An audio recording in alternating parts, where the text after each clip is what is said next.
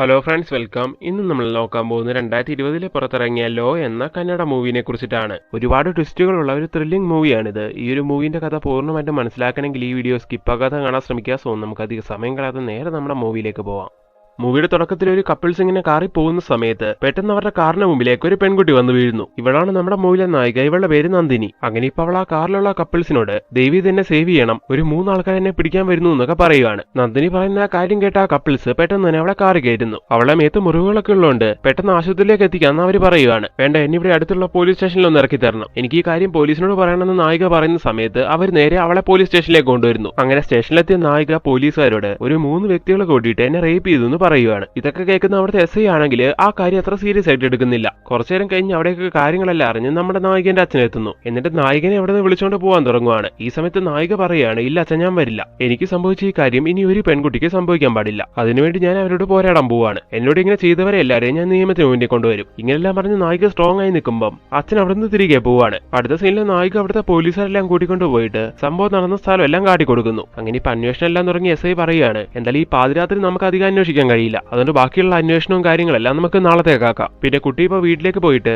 നാളെ രാവിലെ തന്നെ ഇങ്ങോട്ട് വാ, വൈദ്യ പരിശോധനയൊക്കെ നമുക്ക് നാളത്തേക്കാക്കാം. അങ്ങനെ ഇപ്പൊ നായികനെ ഒരു വീട്ടിലേക്ക് പറഞ്ഞയക്കുന്നതായിട്ട് കാണിക്കുന്നു. അങ്ങനെ നായിക വീട്ടിലേക്ക് എത്തുവാണ്. അടുത്ത സീനിൽ ബെഡിൽ ഉറങ്ങി കിടക്കുന്ന നായികനെ കാണിക്കുന്നു. അങ്ങനെ ഇപ്പൊ ഈ സമയത്ത് അവൾ എഴുന്നേക്കുവാണ്. നായികയ്ക്ക് ആ സംഭവം നടന്നത് ഒരു ബുധനാഴ്ചയായിരുന്നു, ഇന്ന് വെള്ളിയാഴ്ചയാണ്. സോ ഇതിനിടയ്ക്ക് ഒരു ദിവസം നായികയ്ക്ക് മിസ്സായി. അതെങ്ങനെയാണെന്ന് അറിയാവോ? നായിക പോലീസ് സ്റ്റേഷനിൽ പോയിട്ട് ആ കേസുമായിട്ട് മുന്നോട്ട് പോകാതിരിക്കാൻ വേണ്ടി ആരോ നായികനെ മയക്കി കിടത്തി. വ്യാഴാഴ്ച മുഴുവൻ അവൾ മയക്കത്തിലായിരുന്നു. ഇപ്പൊ വെള്ളിയാഴ്ച രാവിലെയാണ് അവൾ എഴുന്നേക്കുന്നത്. വൈദ്യപരിശോധനയ്ക്കായിട്ട് വ്യാഴാഴ്ച വരാനായിരുന്നു പോലീസുകാർ പറഞ്ഞിട്ടുണ്ടായിരുന്നത്. ഇപ്പൊ അത് മിസ്സായി പോയി. അത് മാത്രമല്ല, നായികനെ ആരോ കുളിപ്പിച്ച് ഡ്രസ്സെല്ലാം മാറ്റിയായിരുന്നു കിടത്തിയിട്ടുണ്ടായിരുന്നത്. അതുകൊണ്ട് തന്നെ ഇനി നായികനെ മെഡിക്കൽ എക്സാമിൻ ചെയ്താലും അവളുടെ ബോഡിയിൽ നിന്ന് ഒരു ട്രേസും കിട്ടാൻ പോകുന്നില്ല. അങ്ങനെ ഇപ്പൊ നായിക എഴുന്നേറ്റ് വന്ന് അച്ഛനോടും അവിടുത്തെ വേലക്കാരനോടും എന്നെ ആരാ ഫ്രഷ് ആക്കി കിടത്തിയത്, എന്റെ ഡ്രസ്സൊക്കെ ചേഞ്ച് ചെയ്ത് ആരാണെന്നൊക്കെ ചോദിക്കുന്നു. എന്നാൽ അവർ രണ്ടുപേരും അവർക്കറിയില്ല എന്ന് പറയുന്നു. ഈ കേസുമായിട്ട് മുന്നോട്ട് പോകുന്നതിൽ നായികന്റെ അച്ഛനൊട്ടും താല്പര്യമില്ല. അതുകൊണ്ട് നായികന്റെ അച്ഛൻ വേലക്കാരനെ കൊണ്ട് ഇത് ചെയ്യിപ്പിച്ചായിരിക്കും എന്നൊക്കെ നായിക വിചാരിക്കുവാണ്. അങ്ങനെ ഈ സമയത്ത് നമ്മുടെ നായിക എന്തായാലും ഞാൻ പോലീസ് സ്റ്റേഷനിലേക്ക് പോവാണെന്നും പറഞ്ഞിട്ട് അവിടെ നിന്ന് ഇറങ്ങാൻ തുടങ്ങുന്ന അതേ സമയം തന്നെ നായികന്റെ അച്ഛൻ പറയാണ്, വേണ്ട മോളെ, ഇനി പോകണ്ട. ഈ ഒരു വാർത്ത പുറം ലോകം അറിഞ്ഞാൽ നിന്റെ ഭാവിനെ അത് ബാധിക്കും. ഇത് കേൾക്കുന്ന നായിക പറയാണ്, എന്റെ ഭാവിനെ പറ്റി ഞാൻ ആലോചിക്കുന്നില്ല, ആ കുറ്റവാളികളെ എന്തായാലും ഞാൻ നിയമത്തിന് മുമ്പിൽ കൊണ്ടുവരും. ഇങ്ങനെ പറഞ്ഞ് നായിക നേരെ പോലീസ് സ്റ്റേഷനിലേക്ക് പോകുന്നു. എന്നിട്ട് SIനെ കണ്ടിട്ട് വൈദ്യപരിശോധനയ്ക്ക് എന്നെ കൊണ്ടുപോകാനൊക്കെ പറയുവാണ്. ഇനി പോയിട്ട് ഒരു കാര്യമില്ല, ഇന്നലെ വരാനല്ലേ പറഞ്ഞത്, ഇന്നലെ വരാതെ ഇന്ന് വന്നിട്ട് ബാക്കി കാര്യങ്ങളൊക്കെ ചെയ്യാന്ന് പറഞ്ഞാലും ഒരു കാര്യമില്ല. അതും ഡ്രസ്സും മാറി നല്ല ഫ്രഷ് ആയിട്ട് വന്നിരിക്കുന്നു. ഇനി എന്തായാലും നിങ്ങളുടെ ബോഡിയിൽ നിന്ന് ഒരു ട്രേസും കിട്ടാൻ പോകുന്നില്ല. ഇങ്ങനെയല്ല SI പറയുന്ന സമയത്ത് നമ്മുടെ നായിക പറയാണ്, സാറേ, എന്നോട് അങ്ങനെ ചെയ്തത് 3 വ്യക്തികളാണ്. അവരുടെ 3 പേരുടെ മുഖം എനിക്ക് നല്ല ഓർമ്മയുണ്ട്. അത് മാത്രമല്ല, അവർ ഇന്നലെ എന്നെ കടത്തിക്കൊണ്ട് പോയ കാറും എനിക്ക് ഓർമ്മയുണ്ട്. ഇങ്ങനെ അവരെ പറ്റി അറിയാവുന്ന എല്ലാ കാര്യങ്ങളും നമ്മുടെ നായിക ഈ സമയത്ത് ഷെയർ ചെയ്ത് കൊടുക്കുന്നു. അങ്ങനെ പോലീസുകാർ അവരെ അന്വേഷിക്കാൻ തുടങ്ങുവാണ്. എന്നാൽ പോലീസുകാർ ഇതുപോലുള്ള അന്വേഷണം കൊണ്ട് ഒരു കാര്യം ഉണ്ടാവില്ല എന്നുള്ള കാര്യം നായികയ്ക്ക് ഏകദേശം ഉറപ്പാണ്. അതുകൊണ്ട് തന്നെ അന്ന് രാത്രി വീട്ടിലേക്ക് എത്തിയ നമ്മുടെ നായിക സോഷ്യൽ മീഡിയയിൽ ഒരു ലൈവ് ഇടുന്നു. അതിൽ അവൾക്ക് സംഭവിച്ച എല്ലാ കാര്യങ്ങളും ഡീറ്റെയിൽ ആയിട്ട് പറയുവാണ്. എന്റെ അച്ഛൻ എന്നോട് പറഞ്ഞത് ഈ കാര്യം ആരെയും അറിയിക്കേണ്ടെന്നാണ്, അറിയിച്ചാൽ എന്റെ ഭാവി നഷ്ടമാവുമെന്ന് പറഞ്ഞു. പക്ഷേ എനിക്ക് എന്റെ ഭാവിയല്ല വലുത്, എനിക്ക് പറ്റി ഇതുപോലത്തെ ഒരു അവസ്ഥ ഇനി മറ്റൊരു പെൺകുട്ടിക്കും ഉണ്ടാവാൻ പാടില്ല. പോലീസിന്റെ അടുത്ത് പോയി ഞാൻ കംപ്ലൈന്റ് ചെയ്തെങ്കിലും പോലീസുകാർക്കാണെങ്കിലും ഒരു ചൂടുമില്ല. സോ ജനങ്ങളായ നിങ്ങളെങ്കിലും എന്റെ കൂടെ നിൽക്കണം. ഇങ്ങനെയെല്ലാം പറഞ്ഞ് റിക്വസ്റ്റ് ചെയ്തുകൊണ്ടായിരുന്നു നായിക വീഡിയോ അവസാനിപ്പിക്കുന്നുണ്ടായിരുന്നത്. അങ്ങനെ അടുത്ത ദിവസം രാവിലെ നമ്മുടെ നായികന്റെ അച്ഛൻ നായികന്റെ അടുത്തേക്ക് വരുവാണ്. മോളെ, നീ എന്താ ചെയ്തു വെച്ചിരിക്കുന്നേ? നീ ഇന്നലെ ലൈവ് ഇട്ട വീഡിയോ ഇപ്പൊ ഭയങ്കര വൈറലാണ്. അങ്ങനെ ഇത് കേട്ട നായിക പെട്ടെന്ന് തന്നെ ആ വീഡിയോ എടുത്ത് നോക്കുവാണ്. ഓൾമോസ്റ്റ് എല്ലാ ആൾക്കാരും നായികനെ സപ്പോർട്ട് ചെയ്ത് സംസാരിക്കുന്നു. അതുപോലെ അവൾക്ക് നീതി വാങ്ങിക്കൊടുക്കാൻ വേണ്ടി അതിനുവേണ്ടി ഒരുപാട് ആൾക്കാർ പോരാടാനും തുടങ്ങുന്നു. അങ്ങനെ ആ പോലീസ് സ്റ്റേഷന് മുമ്പിൽ മീഡിയാസും ജനങ്ങളെല്ലാം തടിച്ചു കൂടുവാണ്. അങ്ങനെ ഇതൊരു സെൻസേഷണൽ കേസായി മാറുവാണ്. അങ്ങനെ ഗവൺമെന്റിന് ഒരുപാട് പ്രഷർ വരുന്ന സമയത്ത് അന്വേഷണം ചുമതല ക്രൈംബ്രാഞ്ചിന് കൊടുക്കുന്നു. അങ്ങനെ ഇപ്പൊ അടുത്ത സീനിൽ ആ ഉദ്യോഗസ്ഥനെ കാണിക്കുവാണ്. ഇയാളാണ് നമ്മുടെ മൂവിലെ നായകൻ. അങ്ങനെ അയാളും അയാളുടെ ടീമും കൂടി ഇപ്പൊ അന്വേഷണം എല്ലാം സ്റ്റാർട്ട് ചെയ്യുന്നു. അങ്ങനെ ഇപ്പൊ നായകനെ കൂട്ടിക്കൊണ്ട് പോയിട്ട് സംഭവം നടന്ന സ്ഥലമെല്ലാം അയാൾ ചോദിച്ച് മനസ്സിലാക്കുവാണ്. അങ്ങനെ ഇപ്പൊ നമ്മുടെ നായകൻ അവിടെയുള്ള ചില കടകളിലൊക്കെ പോയിട്ട് അവിടുത്തെ CCTV എല്ലാം ചെക്ക് ചെയ്യുന്നു. അങ്ങനെ CCTV എല്ലാം ചെക്ക് ചെയ്തതിലൂടെ അയാൾക്ക് കുറച്ച് ലീഡ്സ് എല്ലാം കിട്ടുന്നു. അങ്ങനെ നായിക പറഞ്ഞല്ലേ, അവളെ തട്ടിക്കൊണ്ടു പോകാൻ ഉപയോഗിച്ച ആ കാറെല്ലാം ഇപ്പൊ നായകൻ കണ്ടെത്തുവാണ്. അത് അവിടുത്തെ മുൻ മന്ത്രിയുടെ മകന്റെ കാറായിരുന്നു. ആ പയ്യനും അവന്റെ 2 ഫ്രണ്ട്സും അവര് 3 പേരും കൂടിയാണ് ഈ കാര്യം ചെയ്തിരിക്കുന്നത്. അങ്ങനെ ഈ കാര്യങ്ങളെല്ലാം നമ്മുടെ നായകൻ അവന്റെ ടീമിനോട് ഷെയർ ചെയ്തുകൊണ്ടിരിക്കുന്ന സമയത്ത് അവർ പറയുകയാണ്, സാറേ, പൊളിറ്റിക്കലി ഇൻഫ്ലുവൻസ് ഉള്ള ആ മുൻ മന്ത്രിയുടെ മകനെ നമ്മൾ അങ്ങനെ അറസ്റ്റ് ചെയ്യും, അതിന് നമുക്ക് വല്ല പണിയും കിട്ടുമോ? ഇതുപോലുള്ള ആൾക്കാർ ചെയ്യുന്ന ക്രൈംസ് എല്ലാം മൂടി വെക്കാൻ വേണ്ടിയല്ല നമുക്ക് ഗവൺമെന്റ് ശമ്പളം തരുന്നത്, കുറ്റം ചെയ്തവരെ നിയമത്തിന് മുമ്പിൽ കൊണ്ടുവരാൻ വേണ്ടിയാണ്. അതുകൊണ്ട് നമ്മൾ മറ്റൊന്നും ആലോചിക്കേണ്ട, അവരെ അറസ്റ്റ് ചെയ്യുക തന്നെയെന്ന് ഈ സമയത്ത് നായകൻ പറയുന്നു. അങ്ങനെ അതിനുവേണ്ട പ്രൊസീജിയേഴ്സ് എല്ലാം അവർ സ്റ്റാർട്ട് ചെയ്യുവാണ്. ഇതേ സമയം തന്നെ എങ്ങനെയോ ഈ വാർത്ത ചോർന്ന് ആ പയ്യന്റെ അച്ഛൻ, അതായത് ആ മുൻ മന്ത്രി മന്ത്രി അറിയുന്നുണ്ട്. അങ്ങനെ അയാൾ അത് തടയാൻ വേണ്ടി ഒരുപാട് കാര്യങ്ങൾ ചെയ്യുന്നുണ്ടെങ്കിലും നമ്മുടെ നായകനും ടീമും ഭയങ്കര സിൻസിയർ ആയതുകൊണ്ട് അവര് മന്ത്രിന്റെ മകനെ അറസ്റ്റ് ചെയ്ത് കൊണ്ടുപോവാണ്. ഇതേ സമയം തന്നെ കറക്റ്റ് ആയിട്ട് അവിടേക്ക് മന്ത്രിയൊക്കെ എത്തുന്നു. എന്റെ മകനെ ഇവിടുന്ന് കൊണ്ടുവരുത്, കൊണ്ടുപോയാൽ താൻ വിവരം അറിയുന്നൊക്കെ പറഞ്ഞ് അയാളിപ്പോ നമ്മുടെ നായകനെ ഒന്ന് വരട്ടുവാണ്. തന്റെ ഈ വരട്ടൊക്കെ കൈവച്ചാൽ മതി എന്നും പറഞ്ഞുകൊണ്ട് നമ്മുടെ നായകൻ അവരെ 3 പേരെ അറസ്റ്റ് ചെയ്ത് അവിടുന്ന് കൊണ്ടുവരും ചെയ്യുന്നു. അങ്ങനെ ഇപ്പൊ സ്റ്റേഷനിലേക്ക് കൊണ്ടുവന്ന അവരെ 3 പേരെയും ഒരു റൂമിൽ അടച്ചിട്ടിട്ട് ആ റൂമിലെ CCTV എല്ലാം കാണിച്ച് നായകനോട് ചോദിക്കുവാണ്, ഇവന്മാര് 3 പേരും തന്നെയാണോ നിന്നെ റേപ്പ് ചെയ്തത് എന്ന്. അപ്പൊ നായിക അതെ ഇവന്മാര് 3 പേരും തന്നെയാണെന്ന് പറയുന്നു. എന്നാൽ കറക്റ്റ് ആയിട്ടുള്ള എവിഡൻസ് ഇല്ലാതെ ഇവരെ കോടതിയിൽ ഹാജരാക്കിയ ഇവര് സുഖമായിട്ട് ഊരിപ്പോരും. സോ ആദ്യം നമുക്ക് കുറച്ച് എവിഡൻസ് എല്ലാം ക്രിയേറ്റ് ചെയ്യാം, എന്നിട്ട് മതി ബാക്കി കാര്യങ്ങൾ എന്നൊക്കെ ഈ സമയത്ത് നായകൻ പറയുകയും ചെയ്യുവാണ്. ഇതേ സമയം തന്നെ പോലീസിനെ പിടിച്ചുകൊണ്ട് വന്ന ആ 3 ചെറുപ്പക്കാരെയും കാണിക്കുന്നു. ആ മന്ത്രിന്റെ ആൾക്കാരായ ഒരുപാട് പോലീസുകാർ ആ കൂട്ടത്തിലുണ്ടായിരുന്നു. അതുപോലെ തന്നെ ഇപ്പൊ കസ്റ്റഡിയിലിരിക്കുന്ന അവർക്ക് ഒരുപാട് സഹായങ്ങൾ ആ പോലീസുകാർ ചെയ്തു കൊടുക്കുവാണ്. അതുപോലെ നായകന്റെ ഒരു ഫോട്ടോ കാണിച്ചിട്ട് ഈ പെണ്ണിനെ ഗ്യാങ് റേപ്പ് ചെയ്തുകൊണ്ടാണ് നിങ്ങളെ 3 പേരെയും ഇവിടേക്ക് പിടിച്ചുകൊണ്ട് വന്നതെന്നും അവർ പറഞ്ഞു കൊടുക്കുന്നു. ഇവന്മാർ ഒരുപാട് ഡ്രഗ്സ് എല്ലാം അടിച്ചു കയറ്റി ഇതുപോലുള്ള കാര്യങ്ങൾ പലപ്പോഴായിട്ടും ചെയ്തിട്ടുണ്ട്. അതുകൊണ്ട് തന്നെ ഈ കാര്യം എപ്പോഴും നടത്തിയെന്നുള്ള കാര്യങ്ങളൊന്നും ഇവർക്ക് കറക്റ്റ് ആയിട്ട് ഓർമ്മയില്ല. സോ ഇനി ആ കേസിൽ നിന്ന് ഒഴിവാവണമെങ്കിൽ ആ പെണ്ണിനെ കൊണ്ട് തന്നെ കേസില്ലാന്ന് പറയണമെന്നൊക്കെ അവർ പ്ലാൻ ചെയ്യുന്നു. അങ്ങനെ ഇപ്പൊ അവരവരെ കുറച്ച് ആൾക്കാരെ നായികന്റെ വീട്ടിലേക്ക് പറഞ്ഞു വിടുവാണ്. എന്തിനാന്ന് നോക്കിയിട്ടുണ്ടെങ്കിൽ നായികന്റെ അച്ഛനെയും നായികനെയും വരട്ടി ആ കേസ് ഇല്ലാതാക്കാൻ വേണ്ടി. അങ്ങനെ അവർ വന്നിട്ട് ഈ കാര്യം പറയുന്ന സമയത്ത് നായിക സ്ട്രോങ് ആയി പറയുവാണ്, എന്തൊക്കെ വന്നാലും ഈ കേസുമായിട്ട് ഞാൻ മുന്നോട്ട് പോകുമെന്ന്. ഈ സമയം അവർ നായികന്റെ അച്ഛനെ വരട്ടുന്നു. അപ്പൊ അച്ഛൻ പറയാണ്, ഈ കേസുമായിട്ട് മുന്നോട്ട് പോകണ്ടെന്ന് ഞാൻ ഒരുപാട് പറഞ്ഞാണ് ഇവളോട്, എത്രയൊക്കെ പറഞ്ഞിട്ട് ഇവള് കേൾക്കുന്നില്ല. സോ ഞാനും ഇവൾക്ക് എതിരാണ്. ഇതെല്ലാം കേൾക്കുന്ന അവർക്ക് പ്രത്യേകിച്ചൊന്നും ചെയ്യാൻ കഴിയാത്തതുകൊണ്ട് അവരവിടെ നിന്ന് ഇറങ്ങുകയും ചെയ്യുന്നു. അടുത്ത സീനിൽ നായകന്റെ സീനിയർ ഓഫീസറെ കാണിക്കുവാണ്. ആ മന്ത്രി അയാളെ ഇൻഫ്ലുവൻസ് യൂസ് ചെയ്ത് ഈ കേസ് ഒതുക്കി തീർക്കാനുള്ള കാര്യങ്ങളെല്ലാം ചെയ്തുകൊണ്ടിരിക്കുകയാണ്. അങ്ങനെ ഇപ്പൊ അതിന്റെ ഭാഗമായിട്ട് ഈ കേസിൽ ഇൻവോൾവ് ആയിരിക്കുന്ന എല്ലാ ഉദ്യോഗസ്ഥർക്കും വലിയൊരു തുകയെല്ലാം ഓഫർ ചെയ്യുന്നു. അങ്ങനെ ഇപ്പൊ അതിൽ വീണിട്ട് നായകന്റെ സീനിയർ ഓഫീസർ നായകനോട് ഈ കാര്യം പറയുവാണ്, നമുക്ക് എത്രയും വേഗം ഈ കേസ് ഒതുക്കാമെന്ന്. ഓ സാറിന് നല്ലൊരു ഓഫർ കിട്ടിയെന്ന് തോന്നുന്നല്ലോ. സാറിന്റെ ഈ സംസാരം കേട്ടാൽ തന്നെ എനിക്ക് അത് മനസ്സിലാവുന്നുണ്ട്. ഈ സമയത്ത് അയാൾ തുറന്നു പറയാണ്, അതേടോ വലിയൊരു തുകയാണ് എനിക്ക് ഓഫർ ചെയ്തിരിക്കുന്നത്. താനും നല്ലൊരു തുക വാങ്ങിയെടുത്ത് അതിനോട് സഹകരിക്കുക. സാറേ അതിനു മുമ്പ് ഞാൻ പറയുന്ന ഒന്ന് കേക്ക്. ജസ്റ്റ് ആ മന്ത്രിയുടെ മകനും അവന്റെ കൂട്ടുകാരും ഈ ഒരു കേസിൽ പെട്ടപ്പോ തന്നെ നമുക്ക് ഇത്ര വലിയ ഓഫർ വന്നു. അപ്പൊ ബാക്കിയുള്ള പ്രൊസീജിയേഴ്സും കൂടി കംപ്ലീറ്റ് ആക്കി അവരെ കോടതിയിൽ വരെ എത്തിക്കുവാണെങ്കിൽ പിന്നെ ഈ എമൗണ്ട് അല്ല നമ്മൾ ചോദിക്കുന്ന എമൗണ്ട് അവർ തരും. സോ അതിനുവേണ്ടി കുറച്ചും കൂടി പണിയെടുക്കുന്നതല്ലേ നല്ലത്. ഇങ്ങനെയെല്ലാം പറയുന്ന സമയത്ത് സീനിയർ ഓഫീസറിനും അത് നല്ലതാണെന്ന് തോന്നുവാണ്. അങ്ങനെ അയാളും കൂടെ നിൽക്കുന്നു. അങ്ങനെ കേസുമായിട്ട് നായകൻ വീണ്ടും മുന്നോട്ട് പോവുകയാണ്. അങ്ങനെ ഉദ്യോഗസ്ഥന്മാരെല്ലാം ആ കേസിന്റെ കൂടുതൽ കാര്യങ്ങളെല്ലാം കളക്ട് ചെയ്ത് കൂടുതൽ എവിഡൻസ് എല്ലാം ക്രിയേറ്റ് ചെയ്ത് കേസ് അങ്ങനെ കോടതിയിലേക്ക് എത്തിക്കുവാണ്. ഈ സമയം നായിക ഒരു തീരുമാനം എടുക്കുന്നു. അവളുടെ ഈ കേസ് അവള് തന്നെ വാദിക്കാൻ പോവാണ്. അത് സ്പെഷ്യൽ പെർമിഷൻ വാങ്ങിയിട്ട്. നമ്മുടെ നായിക ഒരു വക്കീലായിരുന്നു. ജഗദീഷ് എന്ന് പറയുന്നൊരു വക്കീലിന്റെ കീഴില് അവള് പ്രാക്ടീസ് ചെയ്തുകൊണ്ടിരിക്കുന്ന സമയത്തായിരുന്നു ഇതെല്ലാം സംഭവിച്ചിട്ടുണ്ടായിരുന്നത്. അങ്ങനെ ഇപ്പൊ അടുത്ത സീനിൽ നമ്മുടെ നായിക വന്ന് നായകനെ കണ്ടിട്ട് ഈ കേസിൽ സ്വയം വാദിക്കാൻ പോവാന്നുള്ള കാര്യങ്ങളെല്ലാം ഷെയർ ചെയ്യുന്നു. അത് ഞങ്ങൾ കാറി വന്നിരുന്ന് ചിരിക്കുവാണ്. ഈ സമയത്താണ് നമുക്ക് മനസ്സിലാവുന്നത് നമ്മുടെ നായകനെ ആരും റേപ്പ് ചെയ്തിട്ടില്ല. നമ്മുടെ നായിക 3 ചെറുപ്പക്കാരെയും കറക്റ്റ് ആയിട്ട് പെടുത്തിയതാണ്. അതിനുള്ള കാരണം എന്താ നമുക്ക് വഴിയെ നോക്കാം. ശരിക്കും നമ്മുടെ നായിക അവരുടെ 3 പേരെ അടുത്തേക്ക് എന്നിട്ട് അവർക്ക് എന്തോ ഡ്രഗ് കൊടുത്ത് അവരെ മയക്കി അവരുടെ കൈവിരൽ കൊണ്ട് അവളുടെ മേലൊക്കെ ഇങ്ങനെ വലിച്ചു കീറി. അതുപോലെ ഡ്രസ് എല്ലാം വലിച്ചു കീറി. അങ്ങനെ എവിഡൻസ് എല്ലാം ക്രിയേറ്റ് ചെയ്തു. എന്നാൽ നായിക എന്ന് പോലീസ് സ്റ്റേഷനിൽ കംപ്ലൈന്റ് ചെയ്യാൻ വന്നപ്പം പോലീസുകാർ അവളെ മെഡിക്കൽ എക്സാമിൻ ചെയ്യാൻ വേണ്ടി കൊണ്ടുപോകുമായിരുന്നെങ്കിൽ അവളുടെ ബോഡിയിൽ നിന്ന് ഒരു ട്രേസും കിട്ടില്ലായിരുന്നു. അതായത് അവന്മാരങ്ങനെ ചെയ്തു തെളിയിക്കാനുള്ള ഒരു സെമൻ സാമ്പിളും കിട്ടില്ലായിരുന്നു. കാരണം അതുപോലെ ഒന്നും അവന്മാർ അവളോട് ചെയ്തിട്ടില്ലല്ലോ.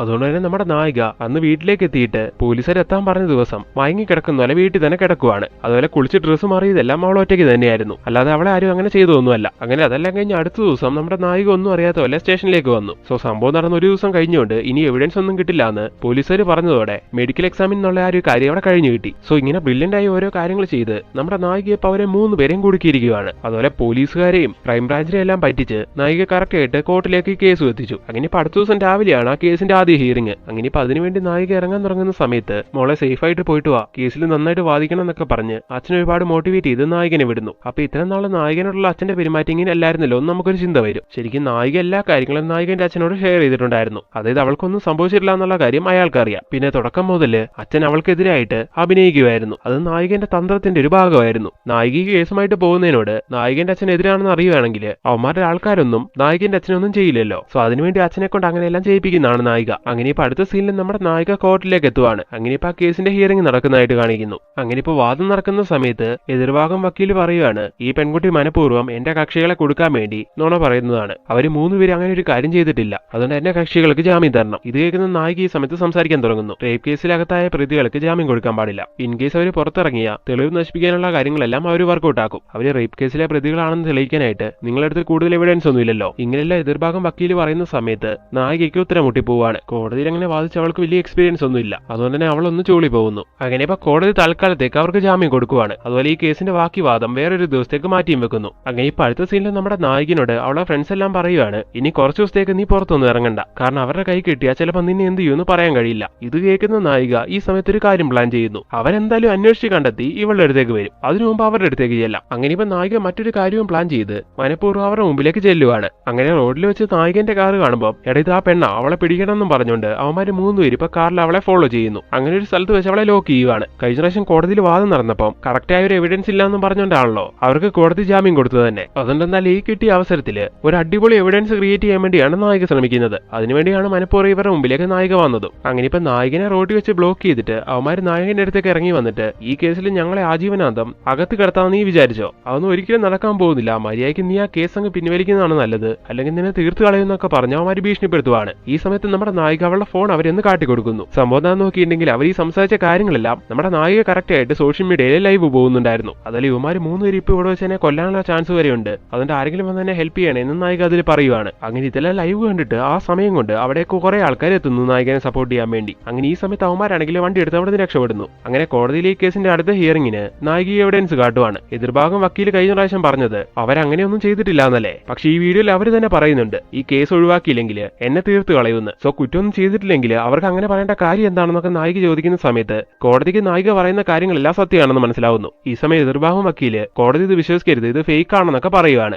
അപ്പൊ ജഡ്ജി പറയാണ് നിങ്ങൾ ഫേക്ക് എന്ന് പറഞ്ഞാലും കോടതി ഇത് ഫേക്ക് ആണെന്ന് വിശ്വസിക്കുന്നില്ല. സോ ഈ വീഡിയോനെ പറ്റിയും അതിൽ പറഞ്ഞിരിക്കുന്ന കാര്യങ്ങളെ പറ്റിയും പ്രോപ്പറായിട്ട് ഒന്നും കൂടി ഇൻവെസ്റ്റിഗേറ്റ് ചെയ്യാൻ വേണ്ടപ്പെട്ട ഉദ്യോഗസ്ഥരോട് കോടതി വിധിയിടുന്നു. അതിൽ അതിന്റെ ഹിയറിംഗ് മറ്റൊരു ദിവസത്തേക്ക് മാറ്റിവെക്കുവാണ്. അങ്ങനെ ഇപ്പൊ കേസ് പതിയെ നമ്മുടെ നായികയ്ക്ക് സപ്പോർട്ടായിട്ട് അങ്ങനെ മറിഞ്ഞു വരുവാണ്. ഇതേ സമയത്ത് തന്നെ ക്രൈംബ്രാഞ്ച് ഉദ്യോഗസ്ഥനായ നമ്മുടെ നായകനെ കാണിക്കുന്നു. നായകൻ ഇപ്പോഴും ആ കേസിനെ പറ്റി അന്വേഷിച്ചുകൊണ്ടിരിക്കുകയാണ്. അങ്ങനെ കൂടുതൽ അന്വേഷിക്കുന്ന സമയത്താണ് നായകൻ ശരിക്കുള്ള കാര്യങ്ങളെല്ലാം മനസ്സിലാക്കുന്നത്. അതായത് നായിക പറഞ്ഞാൽ അവൾക്കൊന്നും സംഭവിച്ചിട്ടില്ല. അവൾ എന്തോ ഒരു കാര്യം മനസ്സിൽ വെച്ചുകൊണ്ട് അവന്മാരെ 3 പേരെയും കുടുക്കിയതാണ്. അതിലെ കിട്ടിയ എവിഡൻസ് എല്ലാം അവളുമാരെ പുറം ക്രിയേറ്റ് ചെയ്തതാണെന്നും നായകൻ മനസ്സിലാക്കുന്നു. ഓൾറെഡി സംഭവിച്ച കാര്യങ്ങൾ നേരത്തെ തന്നെ പറയുന്നുണ്ടായിരുന്നല്ലോ. അതായത് നായിക അവരുടെ വീട്ടിലേക്ക് എത്തി അവർക്ക് എന്തോ മരുന്നൊക്കെ കൊടുത്ത് അവരെ മയക്കി അങ്ങനത്തെ കാര്യങ്ങളെല്ലാം സെറ്റ് ചെയ്തതാണ്. നായിക എന്ന് കംപ്ലൈന്റ് ചെയ്യാൻ വന്നപ്പോൾ തന്നെ ആ പോലീസുകാർ കറക്റ്റ് ആയിട്ട് ഇൻവെസ്റ്റിഗേറ്റ് ചെയ്ത് അപ്പൊ തന്നെ അവളെ മെഡിക്കൽ എക്സാമിൻ ചെയ്യുമായിരുന്നെങ്കിൽ ഈ കേസ് തള്ളിപ്പോയെന്നുള്ള കാര്യങ്ങളെല്ലാം ഈ സമയത്താണ് നായകൻ മനസ്സിലാക്കുന്നത്. കാരണം അവരെ റേപ്പ് ഒന്നും ചെയ്യാത്തതുകൊണ്ട് നായകന്റെ ബോഡിയിൽ നിന്ന് സെമന്റ് സാമ്പിൾ ഒന്നും കിട്ടില്ല. പിന്നെ നായിക അവരെ ബോധം കെടുത്തി അവരുടെ കൈവിരൽ കൊണ്ട് അവളെ മേത്തുണ്ടാക്കിയ പാടുകൾ മാത്രമേ ഉണ്ടാവുള്ളായിരുന്നു. സോ മെഡിക്കൽ എക്സാമിൽ നിന്ന് സ്കിപ്പ് ആക്കാൻ വേണ്ടി അവള് പോലീസ് പറഞ്ഞ ആ ദിവസം മനഃപൂർവ്വം വരാതിരുന്ന എന്നുള്ള കാര്യം നായകൻ മനസ്സിലാക്കുന്നു. ഇതേ സമയം തന്നെ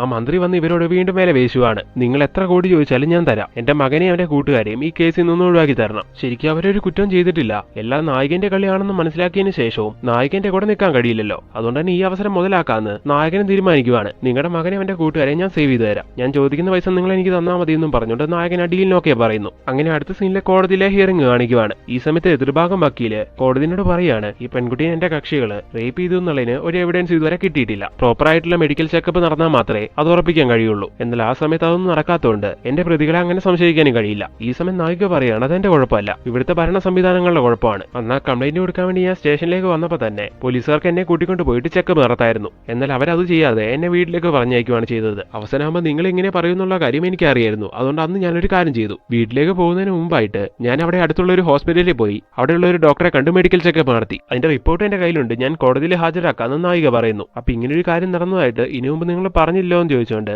എതിർഭാഗം വക്കീല് ഡിഫെൻഡ് ചെയ്യുന്ന സമയത്ത് ജഡ്ജി പറയുകയാണ് അങ്ങനെയാണെങ്കിൽ നിങ്ങൾ ആ ഡോക്ടറെയും അവർ തന്ന റിപ്പോർട്ടും കോടതിയിൽ ഹാജരാക്കാൻ. അങ്ങനെ ഇപ്പൊ അടുത്ത സീനില് നായകനെ മെഡിക്കൽ എക്സാമിൻ ചെയ്ത ആ ഡോക്ടറും ആ റിപ്പോർട്ടും അവിടെ എത്തുവാണ്. അങ്ങനെ ഇപ്പൊ ജഡ്ജി കാര്യം ചോദിക്കുന്ന സമയത്ത് ഡോക്ടർ പറയാൻ തുടങ്ങുന്നു അന്ന് രാത്രി പെൺകുട്ടി എന്റെ അടുത്ത് വന്നിട്ട് എമർജൻസി ആയിട്ടൊന്ന് ചെക്കപ്പ് നടത്തണമെന്ന് പറഞ്ഞു. എന്തോ പ്രശ്നമുണ്ടെന്ന് മനസ്സിലാക്കി ഞാൻ അപ്പൊ തന്നെ ചെക്കപ്പ് നടത്തി. അങ്ങനെ അതിലൂടെ എനിക്ക് മനസ്സിലാക്കാൻ കഴിഞ്ഞു ഈ കുട്ടി പറഞ്ഞല്ലേ അവൾക്ക് റേപ്പ് നടന്നിട്ടുണ്ടെന്ന്. ആ സമയത്ത് ഞാൻ കൊടുത്ത റിപ്പോർട്ട് ഇതാണെന്നും പറഞ്ഞുകൊണ്ട് ആ റിപ്പോർട്ടും കൊടുക്കുകയാണ് അവര്. ഈ സമയത്ത് എതിർഭാഗം വക്കീല് പറയുകയാണ് ഇതുപോലുള്ള കാര്യങ്ങളെല്ലാം ഗവൺമെന്റ് ആശുപത്രിയിൽ പോയി ഗവൺമെന്റ് സർജന്റെ അടുത്ത് തന്നെ ചെയ്യണം എന്നുള്ള കാര്യം നിർബന്ധമാണ്. ഇതിപ്പോ ഈ പെൺകുട്ടി പോയിരിക്കുന്നത് ഒരു പ്രൈവറ്റ് ഡോക്ടറെ അടുത്താണ്. അതിൽ നിന്ന് തന്നെ എന്തൊക്കെയോ ഡൗട്ട് തോന്നുന്നുണ്ട്. ഇത് മിക്കവാറും ഇവർ ഈ ഡോക്ടറെ കൊണ്ട് ചെയ്യിപ്പിച്ചതായിരിക്കും. പോലീസുകാർ വേണ്ട രീതിയിൽ ആ കേസ് എടുക്കാത്തതുകൊണ്ടാണ് എനിക്ക് ഇങ്ങനെല്ലാം ചെയ്യേണ്ടി വന്നത്. ഇതെല്ലാം കേൾക്കുന്ന ജഡ്ജി പറയാണ് ശരി ആ റിപ്പോർട്ടിലുള്ള DNA-യുമായിട്ട് ഈ 3 ചെറുപ്പക്കാരനും DNA മാച്ച് ആവുന്നുണ്ടോ എന്ന് ചെക്ക് ചെയ്യുക. അങ്ങനെ മാച്ച് ആവുന്നുണ്ടെങ്കിൽ അവർക്ക് തക്കതായ ശിക്ഷ കൊടുക്കാം. അങ്ങനെ ഉദ്യോഗസ്ഥരെല്ലാം അതിന് വേണ്ട കാര്യങ്ങളെല്ലാം ചെയ്യാൻ തുടങ്ങുന്നു. അങ്ങനെ അടുത്ത സീനിൽ നമ്മുടെ നായിക അവളെ ഒരു ഫ്രണ്ടും കൂടി കാറിൽ പോകുന്ന സമയത്ത് അവളെ ഫ്രണ്ട് പറയാണ് എടി ഇനി ഈ കേസുമായിട്ട് മുന്നോട്ട് പോകണോ? ഇപ്പൊ തന്നെ ചെറുപ്പക്കാര് ചെയ്യാത്ത കുറ്റത്തിന് ഒരുപാട് അനുഭവിച്ചു കഴിഞ്ഞു, ഇനിയും വേണോ എന്നൊക്കെ ചോദിക്കുവാണ്. ഇല്ലടി അവന്മാർ ഇങ്ങനെയൊന്നും അനുഭവിച്ചാൽ പോരാ, ഇനി അനുഭവിക്കണം. ദർശിനി അവന്മാർ ചെയ്ത കാര്യങ്ങളെല്ലാം നിനക്ക് അറിയുന്നതല്ലേ, അവളോട് ചെയ്ത അനീതി